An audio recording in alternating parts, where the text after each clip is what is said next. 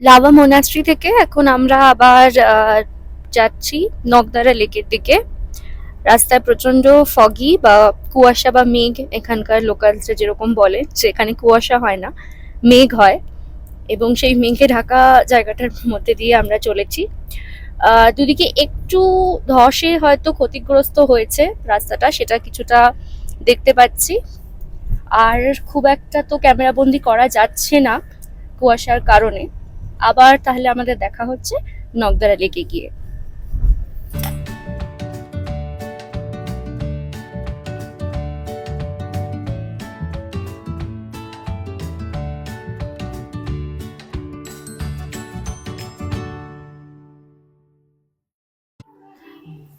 আমরা চলে এসেছি নগদারা লেকে।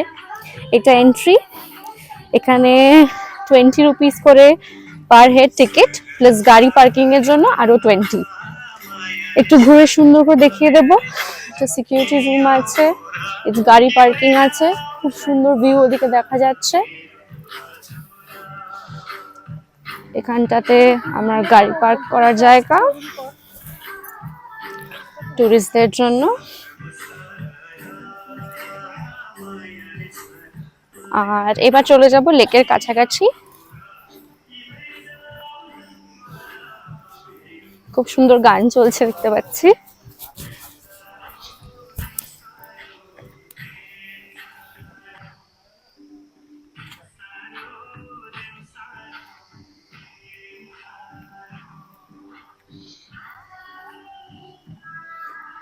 এবার আমরা লেকের ভিউটার কাছাকাছি চলে যাব।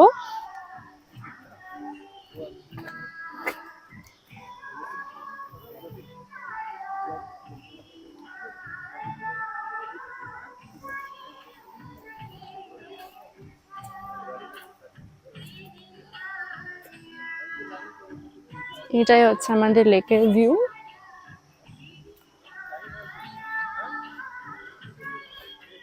পেছনে সুন্দর পাহাড়।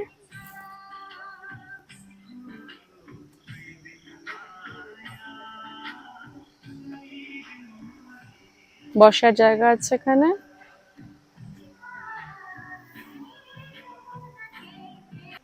এবার চলুন ঢুকি, আমরা দেখি কেমন লাগছে সামনে থেকে। এখানে আসার রাস্তাটা খুব একটা মসৃণ ছিল না, অনেকটা ঘুরপথে আসতে হয়েছে। এবং আমাদের ড্রাইভার যিনি ছিলেন উনি বলেছেন যে এটাই একমাত্র রাস্তা। তাও উনি এখন চেষ্টা করছেন জিজ্ঞেস করে অন্যদেরকে যদি কোন ছোট রাস্তা পাওয়া যায়, শর্টকাট বা কিছু। এবার দেখতে পাচ্ছি সামনে থেকে সুন্দর ভিউ, প্রকৃতিকে উপভোগ করুন। লেকে শুধু জল হলেও হতো, কিন্তু এত ধরনের মাছ, এগুলো আমরা নর্মালি অ্যাকোয়ারিয়ামে দেখতে পাই বা আমরা দাম দিয়ে কিনে কিনে আমরা বাড়িতে সাজিয়ে রাখি। কিন্তু এই লেকে এই মাছগুলো কিলবিল কিলবিল করছে এবং প্রচুর প্রচুর কোয়ান্টিটিতে তারা এখানে রয়েছে। এবং ক্লিয়ার জলের জন্য এটা দেখা যাচ্ছে। ওই যে শেডগুলো দেখা যাচ্ছে সবুজ সবুজ, ওগুলোর তলায় বিভিন্ন রকমের নৌকা রাখা রয়েছে, বোট রাখা রয়েছে, পেডেল বোট যেগুলোকে বলে। এবং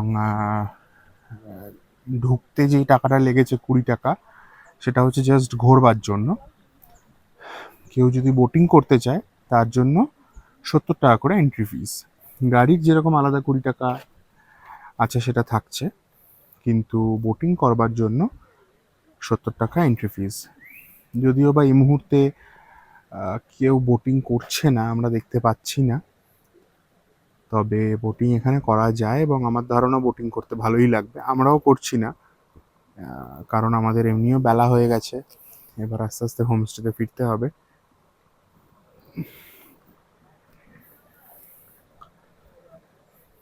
লেকটা যদিও বা একটা মোটামুটি লিমিটেড জায়গা জুড়ে, কিন্তু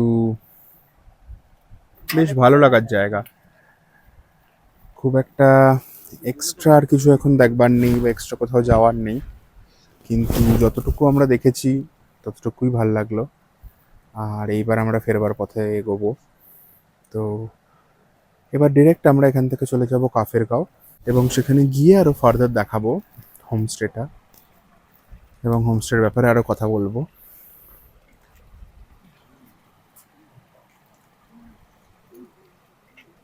সো আমরা লেক থেকে